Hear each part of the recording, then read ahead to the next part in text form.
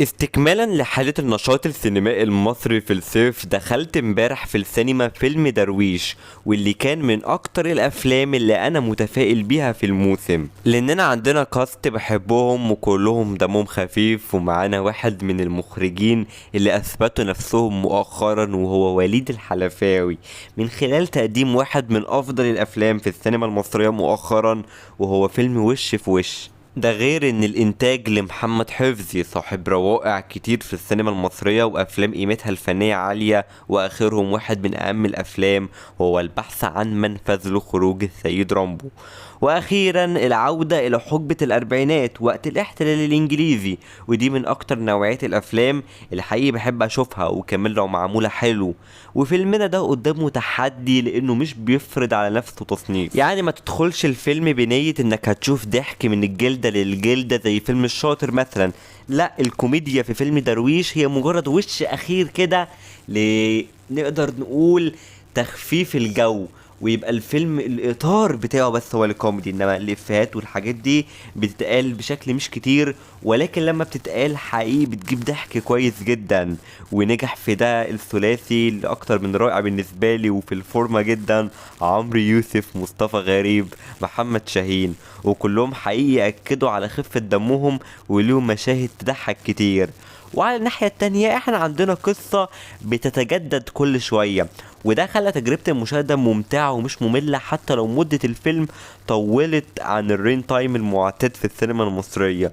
وعلى الناحية التانية برضو عندنا مثلث غرامي ما بين عمرو يوسف، دينا الشربيني، وطارق عماد، واللي بالمناسبة هم عاملين أفضل أدوارهم من فترة، وده من أقوى العناصر اللي في الفيلم، وكنت أتمنى لو كنا كمان زودنا في الخط ده. وعجبني استغلال الفيلم اللي كل شخصية بتظهر، وده ساهم ان اغلب الاداءات فعلا جيدة جدا. ومش عايز انسى برضه احمد عبد الوهاب اللي كنت اتمنى مساحته تكون اكتر كمان. لكن نيجي بقى لمشكلة الفيلم الاساسية، وهي الفصل الاخير، واللي نوعا ما خرجني بباد تيست شوية، ولكن طبعا مش هقدر اقول خالص انه دمر الفيلم، لان فجأة بنقدم عدد كبير من التويستات اللي للأسف 70% منها او اكتر كمان ما دخلش دماغي. وان كمان طريقة ان الشخصيات بقى تقعد تثبت لنفسها انا اذكى منك، لا انا اذكى منك، دي بالنسبة لي من اسوأ الطرق اللي تقفل بيها فيلم عموما، وخاصة السنة دي لانها شفتها في افلام مصرية كتير وضايقني تكرارها. اما اخر بوينت هتكلم عليها في المراجعه هي طبعا الاشاده بالعناصر التقنيه والانتاجيه، البرودكشن ديزاين، تصميم الازياء، مشاهد الاكشن. وعجبني ان الفيلم ما حطش تحديات على نفسه في الاكشن، هو قدمها بشكل بسيط وغير معقد. الموسيقى لوحدها حلوه، لكن هل هي ملائمه للحقبه الزمنيه؟ الصراحه لا، في احسن بالنسبه لي. واخيرا المكساج اللي كان فيه بعض المشاكل في النص الاول، ولكن دي بقى ممكن يكون ليها علاقة بالسينما اللي انا شفت بيها الفيلم، ممكن لو شفتوا الفيلم في حتة تانية يبقى الصوت احسن.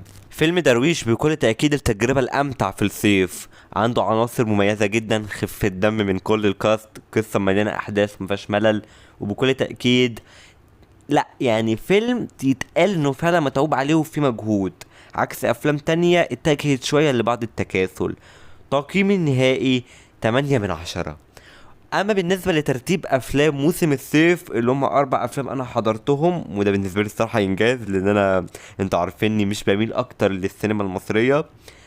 والترتيب كالآتي: رقم 4 فيلم روكي الغلابة، وده مش معناه انه مادام الأقل يبقى الأسوأ، ولكن هو الفيلم الكوميديا بتاعته بتميل أكتر للطفولة، ودي مش حاجة وحشة خالص، بالعكس فيلم مناسب جدا للأطفال وهيعجب ناس كتير. ودنيا سمير غانم ومحمد ممدوح الكيميا ما بينهم كويسة جدا. أما المركز الثالث فيلم أحمد وأحمد، حقيقي كنت داخله بتوقعات تحت الأرض، ولكن لا، انبسطت خاصة من النص الأولاني، وكان في كيمياء رائعة ما بين أحمد السقا وأحمد فهمي وجيهان شماشرجي.